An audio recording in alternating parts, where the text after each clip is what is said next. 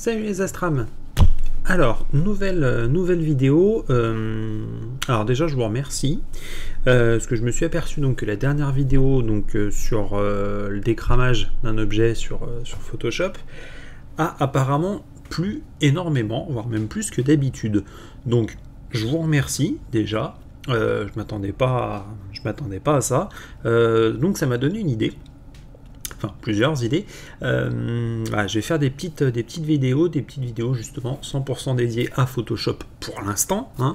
Ça y est, c'est officiel, j'ai téléchargé GIMP, mais par contre pour le moment, je ne le maîtrise pas, donc on n'en parlera pas. On verra ça plus tard quand j'aurai bien pris en main la bestiole. Donc on se retrouve après le générique, nouveau tutoriel justement 100% Photoshop. Allez, on y va.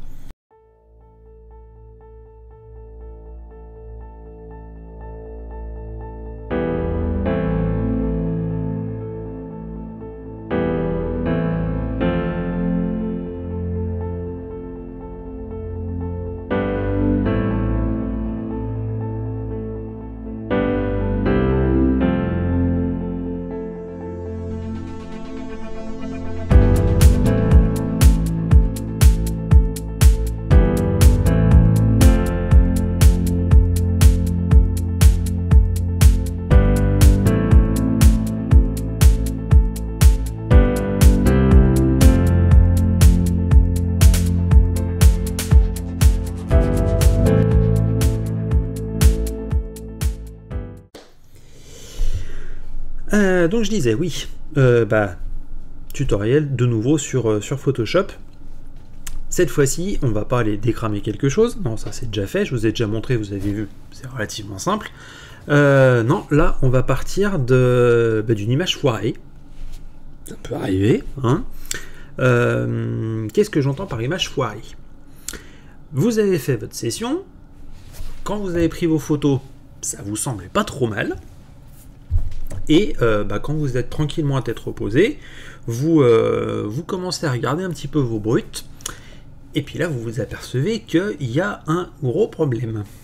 Qui dit gros problème dit potentiellement deux solutions. Soit on recommence tout, ça peut être un peu embêtant, ou alors on essaye de trouver une alternative.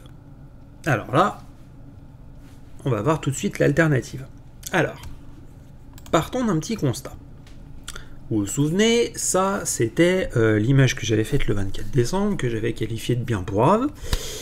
Oui, elle est pourrave. Bon. Mais elle va nous servir. On va zoomer un petit peu plus dans l'image. Et donc, qu'est-ce qu'on constate? On constate quoi? On constate que j'ai un gros problème de suivi d'étoiles. Mes étoiles sont en patate. Et la patate, c'est pas vraiment la forme d'une étoile à la base. Non. Donc, ce que j'ai pu faire, je vous avais déjà montré l'image, c'est d'obtenir donc un truc un peu plus comme ça. Donc, je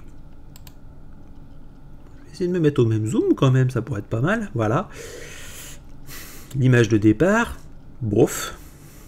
L'image finale, les étoiles sont un petit peu plus rondes.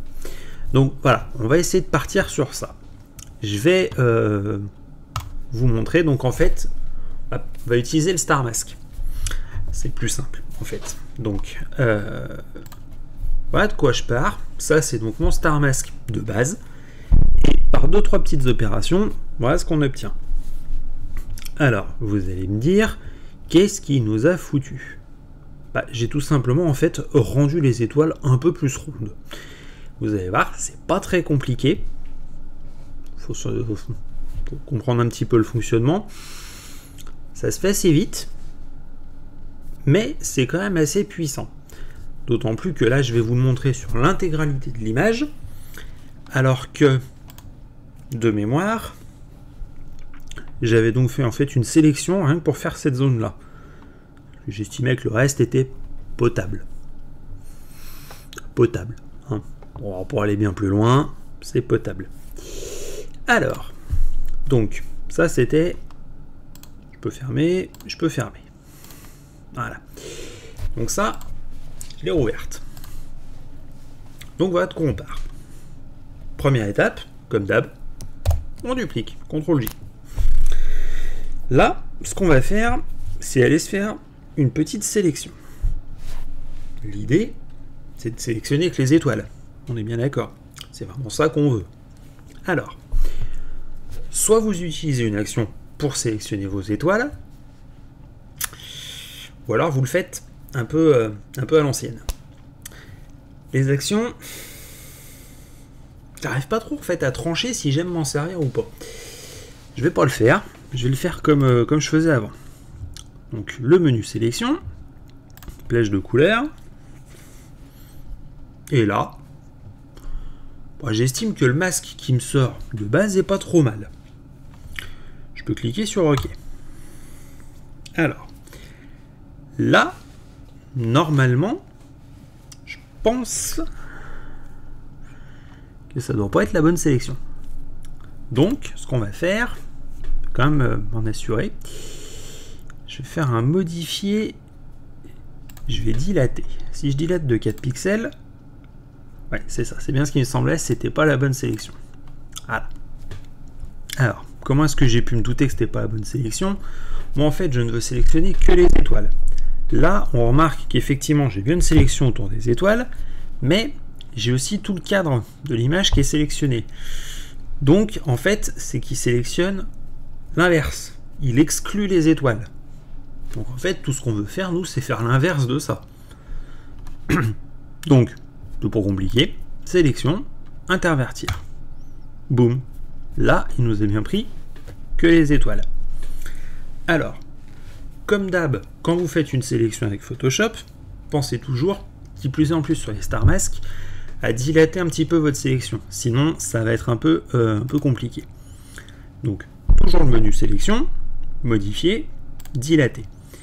Dilater de 4 pixels, ça nous élargit la sélection, et toujours, qui dit sélection, dit transition progressive, donc contour progressif. Sinon, la sélection est beaucoup trop tranchée, ça fait moche.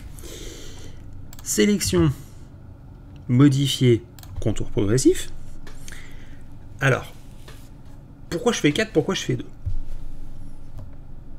Sincèrement, je sais pas.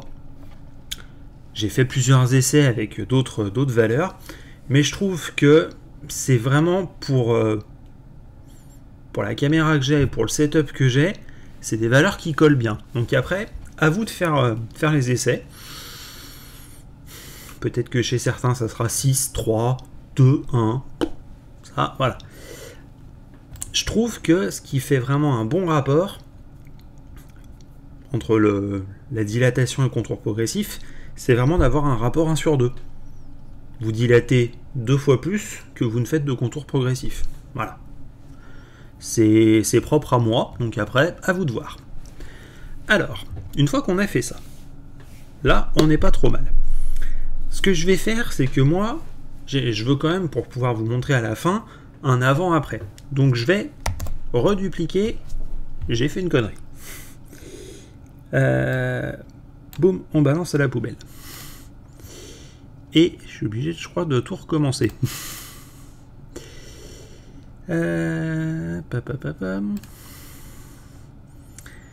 Ouais, je suis obligé de tout recommencer. Et ben c'est pas grave. Plage de couleurs. C'est reparti pour un tour, hein. Voilà. Tac, allez. M'apprendra à pas faire gaffe à ce que je fais. Contour progressif de 2 pixels, voilà. Allez quand même mémoriser la sélection. Pour preuve, je viens de vous faire l'exemple en direct, c'était pas prévu. C'était pas prévu. Mais si jamais vous vous plantez, bah au moins vous pourrez revenir dessus. Vous pourrez la retrouver. Donc Star Mask.